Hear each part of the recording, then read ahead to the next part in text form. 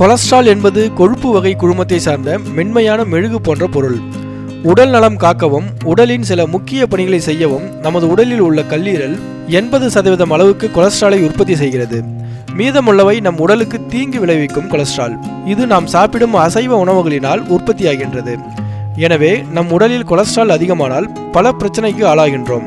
இந்த பிரச்சனைகளிலிருந்து நம்மை காப்பாற்றிக் கொள்ள தினமும் ஆப்பிள், பீச், பேரிக்காய் போன்ற பழங்களை ஜூஸ் செய்து குடிக்க வேண்டும். ஆப்பிள், பீச், பேரிக்காய் போன்ற பழங்களில் உடலுக்கு ஆரோக்கியம் தரும் சத்துக்களான vitamin A, vitamin B, vitamin B1, vitamin B2, vitamin C, vitamin E மற்றும் விட்டமின் கே போன்ற சத்துக்கள் இருப்பதால் கொலஸ்ட்ராலை குறைப்பதுடன் மேலும் பல நன்மைகள் கிடைக்கின்றன. இந்த ஜூஸை தினமும் குடிப்பதால் ஸ்ட்ரோக் ஏற்படும் அபாயத்தை குறைக்கிறது.